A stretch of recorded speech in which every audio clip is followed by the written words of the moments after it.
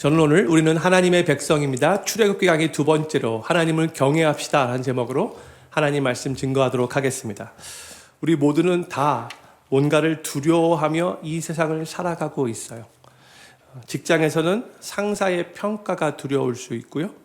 사업하시는 분들은 이 경제 침체와 또 미래의 불확실함이 두려울 수 있죠.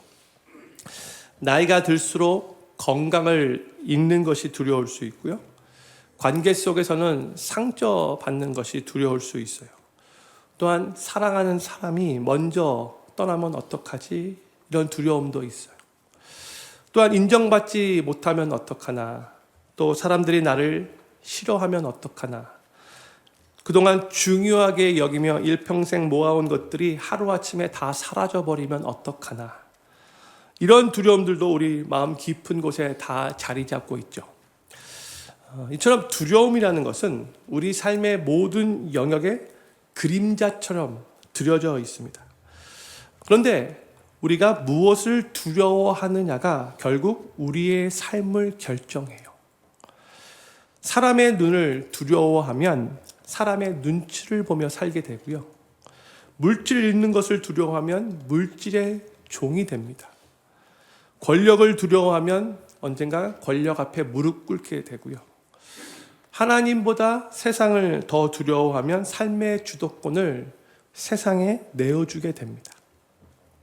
결국 우리가 가장 두려워하는 그 대상이 우리를 가장 강하게 지배하는 거예요.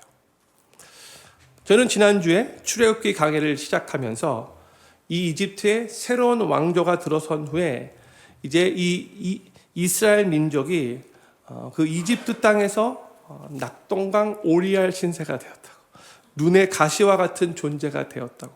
그래서 이들에게 핍박과 학대가 가해졌는데 하나님은 그 이스라엘 백성들에게 계속해서 핍박과 학대가 가해졌는데 침묵하고 계시는 것 같아 보였지만 도리어 이 이스라엘 민족은 그 핍박과 학대 속에서도 계속 창대하게 번성해 나갔고 힘이 강대해졌다라고 말씀을 나눴어요.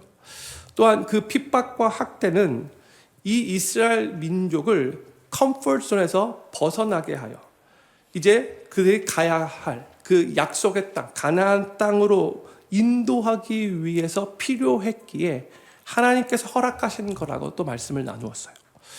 오늘 저희는 출애굽기 1장 15절에서 22절의 내용을 나누는데 계속해서 창대하게 번성하는 이 이스라엘 민족을 보고 애굽의 바로 왕이 이 이스라엘을 가만 놔두면 안 되겠다 생각하고 이스라엘을 약화시키기 위해서 히브리 남자아이가 태어나면 죽이라는 명령을 내리게 되는데 산파들이 이 왕의 명령을 따르지 않고 도리어 하나님을 경외하는 마음으로 결국 이 남자아이들을 살려주는 내용이 기록되어 있어요.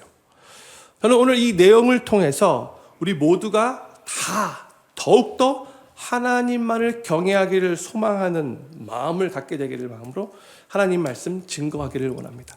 먼저 오늘 본문 말씀 15절 16절 말씀 우리 같이 하나님 말씀 읽겠습니다. 시작. 애굽 왕이 히브리 산파 시프라와 한타와 부하라 하는 자에게 일러 가로되 너희는 히브리 여인을 위하여 조산할 때에 살펴서 남자여든 죽이고 여자여든 그는 살게 두라 했어요. 다시 15절 비춰주세요. 이 15절 말씀을 보면 두 명의 히브리 산파 이름이 나오죠.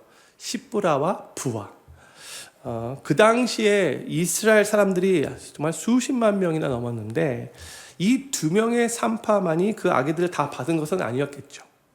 그렇죠? 학자들은 이 시프라와 이 부하가 수많은 산파들 중에 그래도 가장 큰 영향력을 끼치고 있었던 그 당시 산파들을 대표하는 믿음의 여인들이었을 것이다 라고 그렇게 추정을 합니다. 두 명만 이름이 나왔지만 꼭 두 명만의 일이 아니었다는 거예요. 그리고 성경은 이들을 히브리 산파라고 부르는데 학자들은 이견이 딱 둘로 나뉘어져요. 이 히브리 산파가 뭘 의미하는가? 히브리 여인들의 출산을 돕는 애굽인 산파였을 것이다 라고 해석하는 학자들이 있는가 하면 아니다. 이들은 실제로 이스라엘 사람, 히브리 사람으로서 히브리인들의 아기를 출산을 돕는 히브리인 산파였을 것이다. 이렇게 또 주장하는 학자들이 있어요. 저는 개인적으로 이들이 여호와 하나님을 경외하는 믿음이 있었기에 이 사람들은 히브리 사람, 히브리인이었을 거라고, 이 이스라엘 사람이었을 거라고 저는 그렇게 생각을 합니다. 그런데 애굽의 왕이 히브리 산파들에게 뭐라고 명령을 내렸는가? 16절 말씀이죠. 히브리 남자 아이들이 태어나면 그러면 죽여버리고 여자 아이가 태어나면 살려두라, 이런 명을 내렸어요. 그런데 성도님들, 이 말은요, 애굽 왕이 히브리 남자 아기들을 죽이는 것을 이미 정책으로 삼았다라는 그런 뜻인데, 그 정책을 공개적으로 퍼블릭리 선포한 것이 아니로 이 히브리 산파들을 불러서 조용히 그냥 그들에게만 지시를 내린 거예요. 히브리 남자 아기들이 태어나면 즉시 죽여야 한다라고 그렇게 지시를 내렸어요. 그런데 아무리 이스라엘 민족이 번성을 해도 남자 아기를 태어나자마자 죽이는 것은 정말로 악한 일인 거죠. 말도 안 돼, 끔찍한 일인 거죠. 그래서 이 산파들은 이 명령을 듣고 어떤 행동을 하게 되는가? 17절 말씀 같이 읽겠습니다. 시작. 그러나 산파들이 하나님을 두려워하여 애굽 왕의 명을 어기고 남자를 살린지라 했어요. 이 17절 말씀도 그러나로 시작을 하고 있어요. 저희가 지난주에 12절 말씀도 그러나로 시작했다라고 말씀을 드렸는데, 또다시 일반적인 상식과는 다른 완전 반전이 일어났다는 뜻인 거죠. 상식적으로만 생각하면 애굽 왕의 명령을 복종해야 할 것 같은데, 그러나 이 히브리 산파들은 애굽 왕의 명령을 따르지 않고 히브리 남자 아기들을 살려주었다라고 말하고 있어요. 근데 성경은 그들이 이렇게 행동한 이유를 알려주고 있죠. 뭐라고 말하고 있어요? 그 이유가 뭐예요? 산파들이 하나님을 두려워하여 But the midwives feared God 이라고 번역됐어요. 계속 말씀을 전하기 전에 성도들과 함께 먼저 한 가지 짚고 넘어가고 싶은 게 있어요. 한국말로 두려워하다라는 단어가 공포, 무서움의 의미를 강하게 느끼게 하잖아요. 하나님을 그래서 두려워한다라는 이 표현이 우리 한국 사람들에게는 오해의 소지가 있을 수 있어요. 그래서 이제부터는 하나님을 두려워한다라는 표현보다 하나님을 경외한다라는 표현을 사용해서 설교하도록 할게요. 그리고 이 단어가 히브리어로는 야레라는 단어인데, 하나님의 위엄과 거룩하심 앞에서 갖는 경건한 존경, 그 reverence를 의미하는 단어예요. 그래서 하나님을 무서워한다는 의미가 아니라 하나님을 향해 경외하는 마음을 갖는 게 더 올바른 그런 번역인 거죠.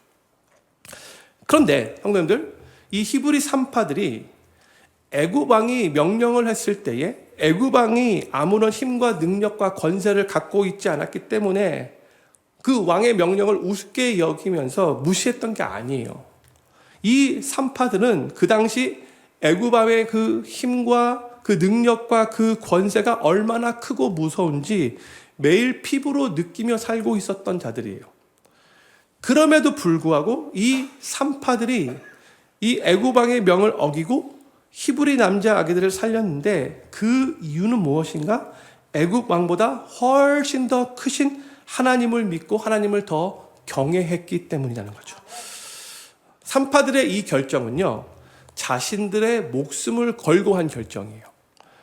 애굽 왕의 명령을 어기면 죽임을 당할 수도 있겠다. 그런데 에스더의 고백과 같이 죽으면 죽으리라 라는 이 마음을 가지고 믿음의 결정을 내린 거예요. 이들은 하나님의 뜻을 선택할 것인가, 아니면 저 애굽 왕의 뜻을 선택할 것인가 하는 이 기로에 서서 하나님을 경외하는 마음으로 하나님의 선한 뜻을 선택한 거예요. 누가복음 12장 4절에서 예수님이 이런 말씀을 하셨어요. 우리 누가복음 12장 4절 말씀 같이 읽겠습니다. 시작. 내가 내 친구 너희에게 말하노니 몸을 죽이고 그 후에는 능히 더 못하는 자들을 두려워하지 말라 했어요. 보세요. 이 말씀은 예수님께서 친구에게 말하노니 하며 하신 말씀이에요. 그러니까 가까운 친구에게 이것은 정말로 중요하기 때문에 내가 너에게 알려주는 거야. 이런 식으로 말씀하신 거죠. 근데 여기서 예수님이 몸을 죽이고 그 후에는 능히 더 못하는 자들을 두려워하지 말라라고 말씀하셨어요. 그러니까 오늘 본문 말씀에서 바로 애굽의 바로 왕이 몸을 죽이고 그 후에는 능히 더 못하는 자들에 속해 있는 사람인 거죠. 사람의 몸을 죽일 수 있는 권세는 이 바로 왕에게 있을지 몰라도 그 외로는 그 어떤 일도 할 수 없는 그저 사람일 뿐이에요. 그렇기 때문에 이러한 사람을 두려워하지 말라라고 예수님께서 말씀하신 거예요. 그러면서 예수님은 그 대신 누구를 두려워해야 하는가? 5절에서 이렇게 말씀하세요. 5절 말씀 같이 읽겠습니다. 시작. 마땅히 두려워할 자를 내가 너희에게 보이리니 곧 죽인 후에 또한 지옥에 던져 넣는 권세 있는 그를 두려워하라. 내가 참으로 너희에게 이르노니 그를 두려워하라. 아멘. 여기서 죽인 후에 또한 지옥에 던져 넣는 권세 있는 그는 누구예요? 하나님이시죠. 하나님. 그러니까 하나님은 육신을 죽이시는 권세뿐만이 아니라 육신의 죽음 후에도 의로운 심판으로 그 영혼을 지옥에 던져 넣을 수 있는 그 권세까지 갖고 계신 분이신 거죠. 바로 이 하나님을 두려워하라고 경외하라고 예수님께서 말씀하신 거예요. 그런데요, 예수님께서 이 말씀을 한 번만 말씀하시지 않았죠. 이 내용을 확실하게 각인시키시고 싶으셨던 것 같아요. 그래서 하나님을 두려워하라 이렇게 말씀하신 다음에 다시 한번 내가 참으로 너희에게 이르노니 그를 두려워하라 라고 또 말씀하셨어요. 오늘 본문 말씀에서의 이 히브리 산파들이 바로 이 하나님을, 생명의 주관자 되시는 이 하나님을 두려워하며 경외했기 때문에 하나님께서 원하시는 그 결정을 내릴 수 있었던 거예요. 사랑하는 필그림교회 성도님들, 사람들을 두려워하지 마시고 오직 하나님만을 경외하시기를 간절히 소망합니다. 우리는 우리 하나님을 아빠, 아버지라고 부르는 그 사랑의 관계, 그 친밀한 관계를 매일 누려야 해요. 그렇죠? 그러나 우리가 하나님을 아빠, 아버지라고 부른다고 해서 하나님을 너무 쉽게 생각하고 너무 가볍게 여겨서는 절대로 안 돼요.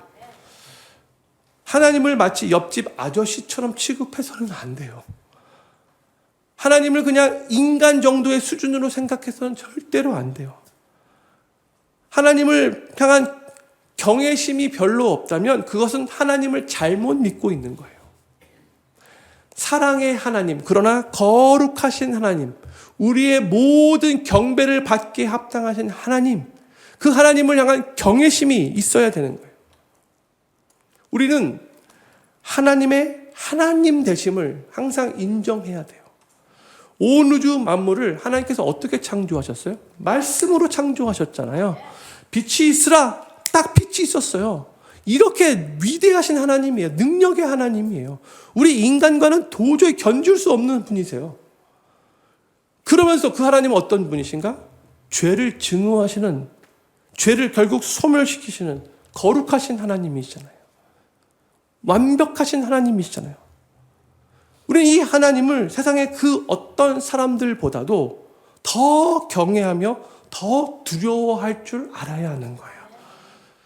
우리 하나님이 그저 우리가 원하는 선물만 가져다 주는, 우리가 힘들어할 때 우리의 기도에 그냥 응답해 주는, 그냥 좋은 산타 할아버지 같이 허허허 항상 허허허 하신 하나님, 알라딘 요술 램프의 지니 정도로만 생각해서는 안 된다는 거예요.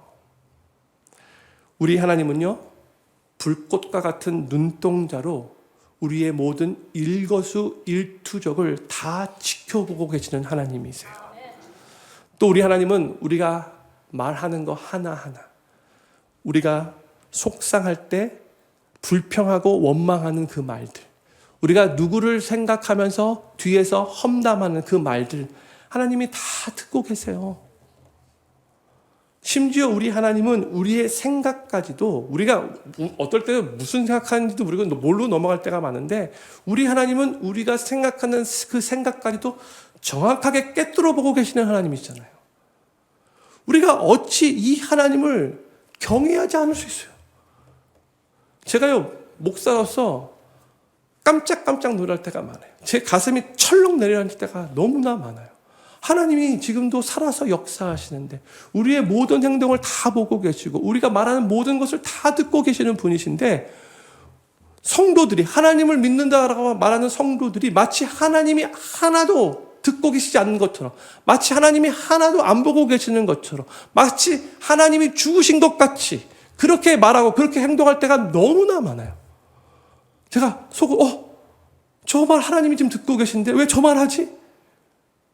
너무나 안타까울 때가 많아요. 저거는 정말 자기 스스로 무덤 파는 행위예요.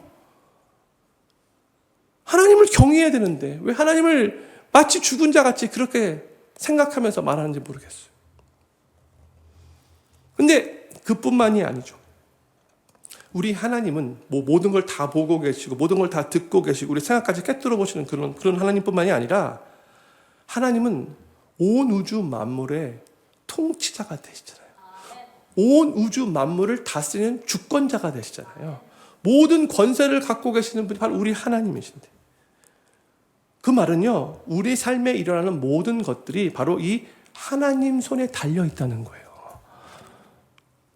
저희가 이 시간에 사무엘하 2장에 나오는 우리 하나님에 대한 내용들을 같이 읽기 원해요.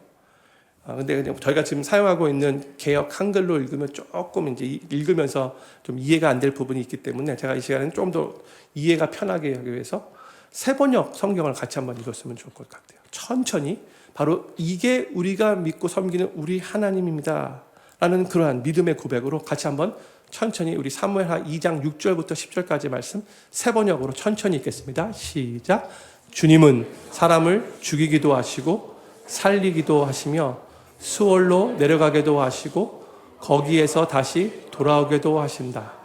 주님은 사람을 가난하게도 하시고 부유하게도 하시고 낮추기도 하시고 높이기도 하신다. 가난한 사람을 티끌에서 일으키시며 궁핍한 사람을 거름더미에서 들어 올리셔서 귀한 이들과 한자리에 앉게 하시며 영광스러운 자리를 차지하게 하신다. 이 세상을 떠받치고 있는 기초는 모두 주님의 것이다. 그분이 땅덩어리를 기초 위에 올려놓으셨다. 주님께서는 성도들의 발걸음을 지켜주시며 악인들을 어둠 속에서 멸망시키신다. 사람이 힘으로 이길 수가 없다. 주님께 맞서는 자들은 산산이 깨어질 것이다. 하늘에서 벼락으로 그들을 치실 것이다. 주님께서 땅끝까지 심판하시고 세우신 왕에게 힘을 주시며 기름 부어 세우신 왕에게 승리를 안겨주실 것이다. 아멘. 형님들, 바로 이분이 우리 하나님이세요. 우리가 이 하나님을 어찌 경외하지 않을 수 있을까요? 모든 주권을 가지고 계시고 우리 인생의 생사화복을 주관하시는 분, 어찌 이 하나님을 우리가 쉽게 생각하고 가볍게 여길 수 있겠습니까? 절대 그럴 수 없어요. 절대로 성도라면 그래서는 안 돼요. 저희가 이 세상을, 죄악이 간영한 이 세상을 살아가는 동안에 사실 많은 두려움들이 있죠. 그런데 그 두려움을 극복하는 근본적인 방법은 무엇인가? 그것은 바로 하나님을 온전히 경외하는 거예요. 하나님을 경외하는 것을 통해서 우리는 세상의 두려움들을 이길 수 있는 거예요.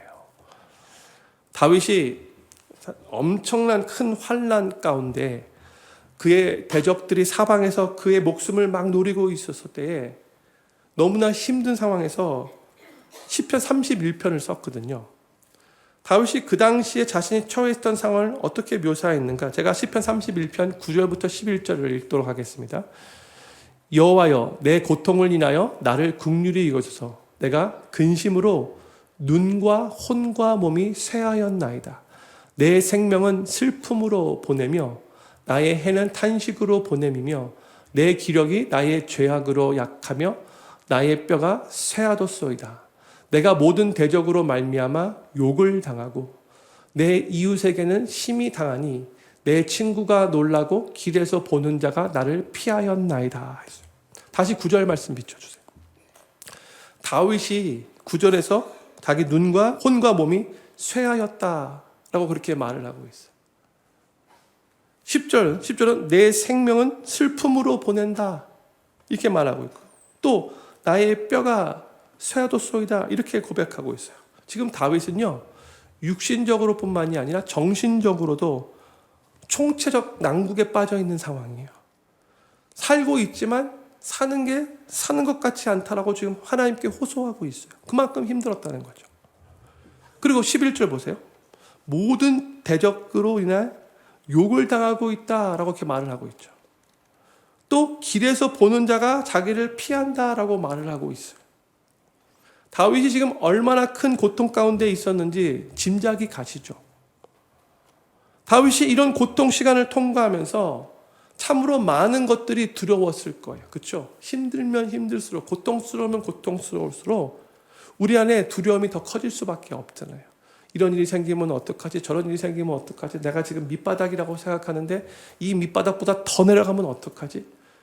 이런 두려움이 우리 가운데 막 엄습해 오잖아요. 바로 그런 상황 가운데 다윗이 한 가지 결심을 합니다. 무슨 결심을 하는가? 나는 이 괴롭고 고통스러운 상황에서도 오직 하나님만을 경외하리라. 이 결정을 내요. 그리고 19절에서 이런 고백을 합니다. 19절 말씀 같이 읽겠습니다. 시작. 두를 두려워하는 자를 위하여 쌓아두신 은혜, 곧 인생 앞에서 죽게 피하는 자를 위하여 베푸신 은혜가 어찌 그리 큰지요. 아멘. 이 19절 말씀은 다윗의 감탄사로 말하는 거예요. 근데 우리 주님은 주님을 두려워하는 자를 위하여 쌓아두신 은혜가 있다라고 고백을 하고 있어요. 쌓아두신 주님의 은혜. 너무나 멋진 표현 아닙니까? 저를 한번 따라해 주시면 감사하겠습니다. 쌓아두신 주님의 은혜. 네, 아멘. 그리고 주님께 피하는 자에게 베푸신 은혜가 어찌 그리 큰지요? 라고 감탄을 하고 있어요. 좀 전에 9절부터 11절까지 읽었는데 그때의 다윗이 겪고 있었던 고통, 지금 전혀 찾아볼 수 없는 고백이죠. 그렇죠? 상황은 바뀐 게 하나도 없었어요. 그런데 다윗이 하나님만을 경외하기로 결심했을 때에 그가 그 결심 가운데 누렸던 하나님의 은혜를 이렇게 고백을 하고 있는 거예요. 성도님들, 우리의 삶에 환난이 닥치고 문제가 생길 때 그 환난과 문제를 잘 극복하기 위해서는 주님의 쌓아두신 은혜가 우리 삶에도 필요한데, 그런데 주님을 두려워하는 자에게, 주님을 경외하는 자에게 그 쌓아두신 은혜가 임하게 된다는 것을 믿으시기 바랍니다. 하나님을 경외하는 자에게 하나님께서 큰 은혜를 부어주시는 거예요. 다윗은 그의 삶의 진정으로 두려워해야 할 분이 누구인지를 너무나 잘 알고 있었죠. 자신의 삶이 육신적으로나 정신적으로 너무나 고통스러워도 주변에 아무리 그를 해치려고 하는 대적자들이 많이 있어도 이 세상에 자신을 두렵게 많은 것들이 주변에 수도 없이 깔려 있어도 다윗은 하나님만을 두려워해야 한다는 것을 너무나 잘 알고 있었어요. 형님들, 우리가 온전히 하나님을 경외하면 세상에 있는 그 무엇도 두렵지 않게 될 것입니다. 반면에 우리가 하나님을 경외하지 않잖아요. 그러면 나를 대적하는 자들뿐만이 아니라 세상의 모든 것들을 두려워하게 될 수밖에 없어요. 우리가 온전히 두려워하고 경외해야 할 분은 오직 하나님 한 분밖에 없습니다. 오늘도 주선한 능력으로 이 찬양 함께 불렀죠. 제가 전에도 이 디트리 보네포 목사님에 대해서 말씀을 들었었는데 나치 정권이 아주 끔찍하게 유대인들을 학살하는 그런 정책을 내서 이 유대인들이 그 당시 600만 명이 수용소에서 죽어가죠. 그걸 보고 이 보네포 목사님이 가만히 있을 수 없었어요. 그에 반대하며 저항운동에 참여했는데 결국 감옥에 갇히게 되죠. 그리고 1945년 4월 9일에 전쟁이 끝나기 약 한 달 정도 남겨놓고 정식 재판 없이 이 보네포 목사님은 처형을 당합니다. 나치 정권에 의해서. 그런데 그 보네포 목사님도 이런 고백을 했어요.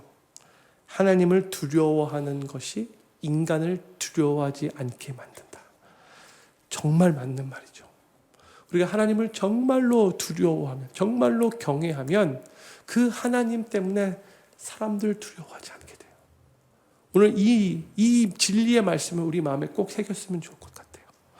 저는 필그림교회 모든 성도님들이 이 세상에 우리를 두렵게 만든 것들이 수도 없이 많이 있다 할지라도 세상에 그 어떤 것도 아니고 세상에 그 누구도 아니라 오직 하나님만을 경외하시기로 결심하시기를 바라고, 그로 인해 마음에 하나님이 주시는 담대함을 얻고 하나님께서 쌓아두신 은혜를 경험하시게 되기를 우리 구주 예수님의 이름으로 간절히 축원합니다.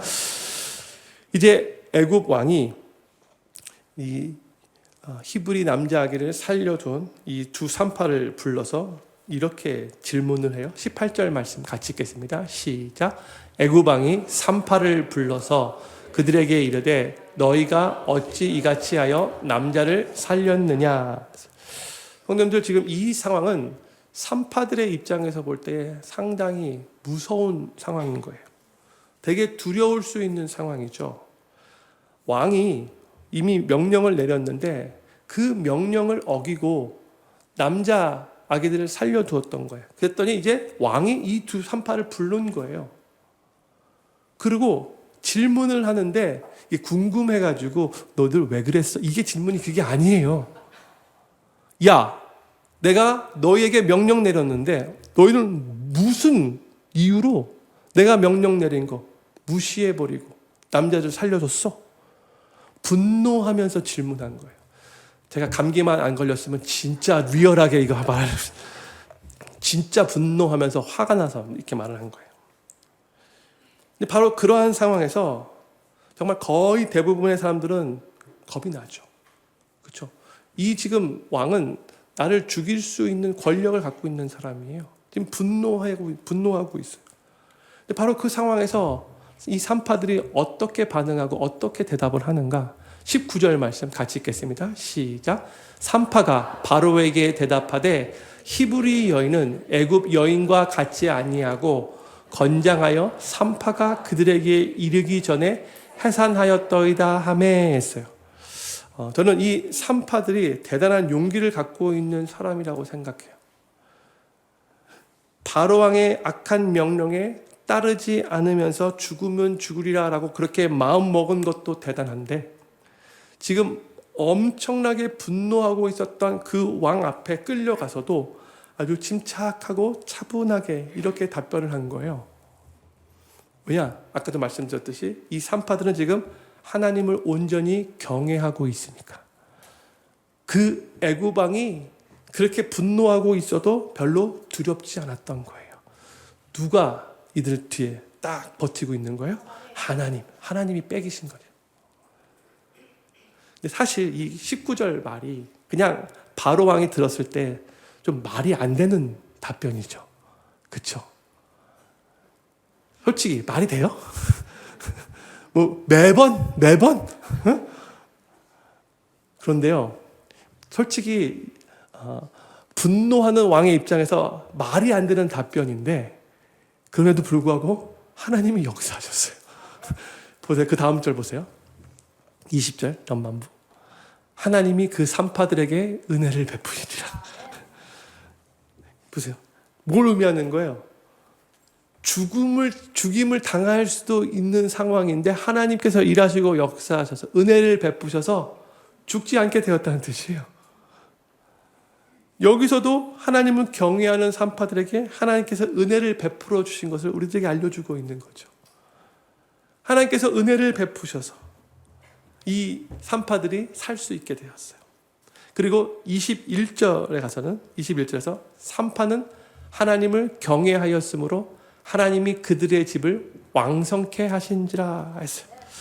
여기서 한국말로 번역할 때 그들 집에 왕성케 하셨다 이렇게 말씀하셨지만 영어 번역을 보세요.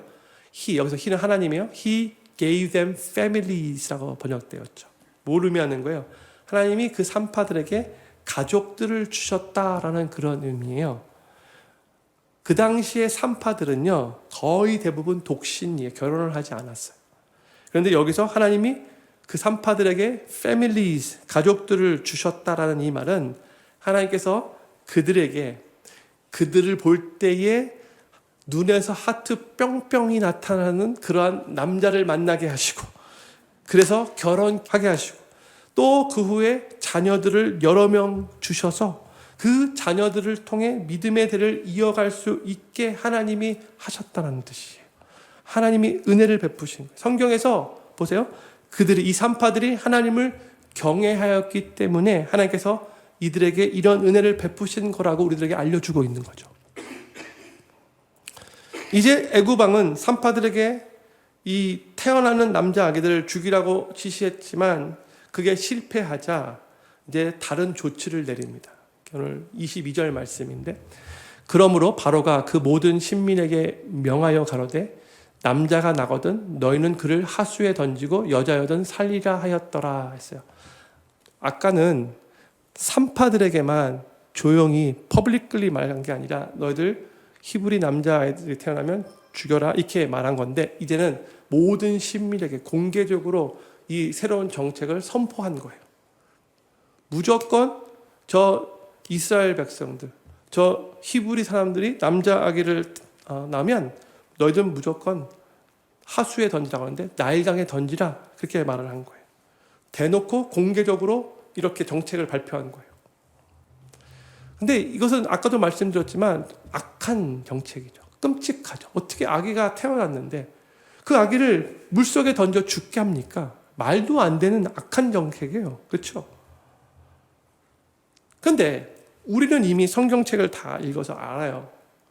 이런 악한 정책을 바로 왕이 펼쳤지만 결론적으로 어떻게 되는가?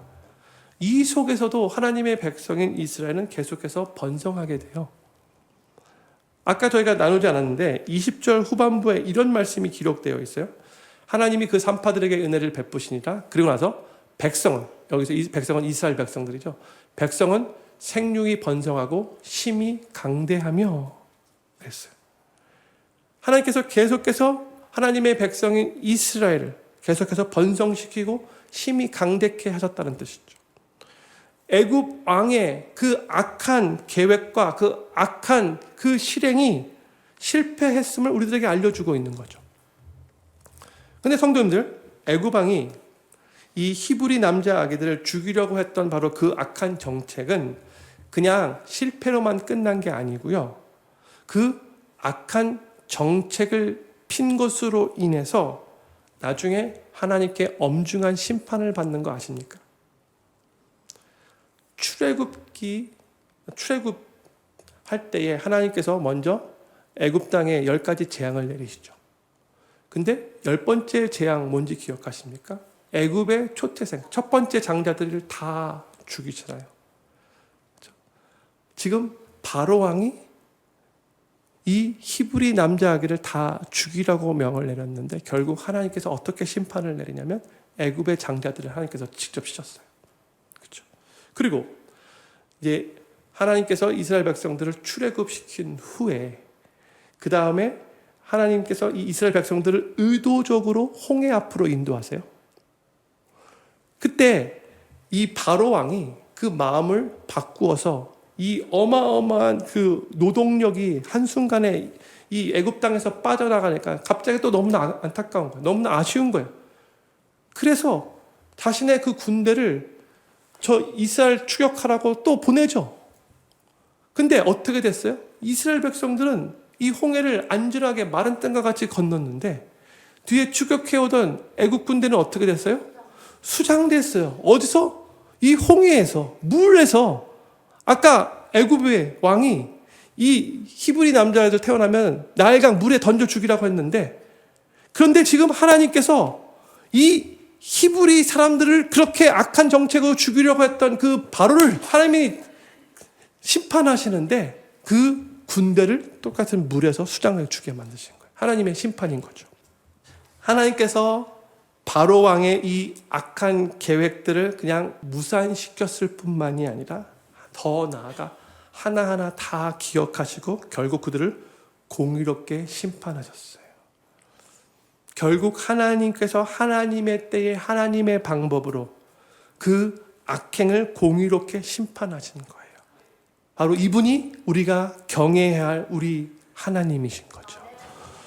성도님들, 우리 하나님은요, 하나님을 경외하는 하나님의 백성들에게는 은혜를 베풀어 주시는데, 그런데 하나님의 뜻을 대적하고 악한 일을 행하는 자들에게는 공의로운 심판을 내리시는 분이시라는 것을 기억하시기 바랍니다. 제가 오늘 말씀을 마치면서 성도님들과 한 가지 더 말씀을 나누고 싶은 게 있어요. 하나님께서 이 이스라엘 민족을 보호하시기 위해서 누구를 사용하셨는가? 산파를 사용하셨잖아요. 그렇죠? 근데 산파는요, 어떻게 보면 가장 연약한 존재, 가장 힘이 없는 존재. 그 당시에 그냥 애 출산할 때 옆에서 도와주는 미드와이프, 그 산파 여인들, 그 연약한 존재들이잖아요. 근데 하나님은 이들을 사용하셔서 이 이스라엘 백성들을 보호하신 거예요. 이들은 힘센 사람들이 아니에요. 군사훈련을 받은 자들도 아니에요. 그냥 산파들이었어요. 뭐 여자들 중에서도 뭐 잔다르크 같은 그런 여자들이 아니었어요. 하나님께서 이스라엘을 애굽에서 구원해 주시는 그 일의 시작을 이스라엘의 남자들을 군사훈련 시켜서 독립전쟁을 일으키게 하신 게 아니에요. 가장 연약해 보이는 이 여인 산파들을 사용하셔서 하나님께서 구원의 역사를 일으키신 거죠. 그리고 이 산파들도요, 원래 본인들이 하던 일들이 있는데 이 하나님의 놀라운 역사를 위해서 본인들이 하던 일 중단하고 다른 새로운 일을 한 게 아니에요. 그렇죠? 우리가 잘 이걸 이해했으면 좋겠어요. 원래 산파로서 그들이 하던 그 산파의 일을 그대로 그들은 충실하게 이행했던 것뿐이에요. 그런데 하나님은 바로 그 산파의 일을 하는 그 일을 그대로 사용하셔서 이 이스라엘 구원하시고 번성케 하시고 힘이 강대케 하신 거예요. 이것이 많은 때에 하나님께서 일하시는 방법이라는 것을 우리가 기억했으면 좋겠어요. 우리는 보편적으로 잘못 생각하고 있는 게 뭔지 아세요? 세상의 가치관을 가지고 우리가 높은 자리에 앉고 우리가 더욱더 부유해지고 세상적으로 성공하면 그러한 우리를 통해서 하나님의 나라가 더 효과적으로 확장되어지고 하나님께서 하나님의 일을 더 멋지게 성취하시며 하나님의 영광이 정말 세상에 멋지게 드러날 거라고 보통 우리는 그렇게 생각을 하죠. 그러면서 우리가 하나님께 하나님, 내가 바로 그 일을 하기 위해 하나님을 헌신하니 하나님 나를 그렇게 축복해 주십시오. 보통 그렇게 말을 해요. 그러나 하나님은요, 뭐 그렇게 일하실 때도 있지만 거의 대부분, 정말 거의 대부분 우리 하나님은요, 산파와 같은 연약한 자들, 연약한 것을 본인도 알기 때문에 그래서 더욱더 두렵고 떨리는 마음으로 하나님을 경외하는 믿음의 사람들을 통해서 하나님을 경외하는 마음으로 원래 자신들이 하던 그 일들을 그대로 사용하셔서 하나님은 하나님의 역사를 이루어 가실 때가 훨씬 더 많다는 거예요. 이걸 우리 꼭 이해했으면 좋겠어요. 자기 자신이 연약한 존재인 것을 너무나 잘 알기 때문에, 그래서 내가 연약하기 때문에 내가 내세울 게 없는 거예요. 하나님만을 의지할 수밖에 없는 거예요. 두렵고 떨리는 마음 가질 수밖에 없는 거예요. 그래서 하나님, 나는 연약합니다. 그래서 하나님이 하나님의 도우심이 하나님의 능력이 필요합니다. 하나님의 은혜와 하나님의 능력과 하나님의 도우심을 간절히 사모하며 하나님만을 의지하며 매일 일상을 살아가는 그 하나님의 백성들을 사용하셔서 하나님은 하나님의 위대한 일들을 이루어 가신다는 거예요. 그렇게 하시기를 원하시는 거예요. 왜요? 그렇게 할 때 하나님께 모든 영광이 돌아가는 거거든요. 내가 부유해지고 내가 막강해지고 내가 높은 자리에 있어서 그렇게 하나님이 나를 사용하시면 나도 모르는 사이에 내가 잘나서 그렇게 된 줄 착각해요. 하나님께 모든 영광 돌아가지 않아요. 은근슬쩍 그래도 하나님 내가 열심히 했기 때문에 나를 통해서 영광 받으셨죠? 크레딧이 나한테 와요. 성도님들 이거 꼭 이해하시면 좋겠어요. 하나님께서 필요하신 사람은 부유한 자도 아니고 높은 자리에 있는 자도 아니고 세상적으로 성공한 사람도 아니에요. 사실 하나님이 필요로 하는 사람 아무도 없어요. 하나님이 누가 필요하겠어요? 전능하신 하나님이신데, 그렇죠? 하나님 필요로 하는 사람 아무도 없어요. 그런데 하나님은요, 하나님의 일을 할 때 꼭 하나님의 사람을 들어서 사용하시잖아요. 그렇죠? 이게 하나님이 필요로 해서 사람을 사용하는 게 아니고요. 하나님께서 하나님의 영광을 드러내기 위해서 하나님께서 선택하시는 거죠. 그 영광의 도구로 쓰임받는 것이 그 자체가 영광인 거예요, 우리에게는. 그렇죠? 하나님이 하나님의 뜻을 이루기 위한 도구로 사용하시는 사람들이 있는데 어떤 사람들을 보통 하나님이 사용하시는가? 바로 하나님을 온전히 경외하며 하나님만을 간절히 의지하고 하나님의 도우심과 하나님의 능력을 간절히 사모하면서 자신에게 주어진 그 일들을 충성스럽게 감당하는 자들, 바로 그러한 자들을 하나님께서 사용하시는 거예요. 저는 필그림교회 모든 성도님들이 스스로 연약함과 부족함을 느끼며 살아가고 있다 할지라도 그렇기 때문에 도리어 더 두렵고 떨리는 마음으로 하나님만을 경외하시며 하나님의 능력과 하나님의 도우심을 간절히 사모하시기를 바라고 그로 말미암아 하나님께서 귀하게 사용하시는 하나님의 그 영광의 도구로 쓰임 받으시게 되기를 우리 구주 예수님의 이름으로 간절히 축원합니다. 우리 다 같이 자리에 일어나셔서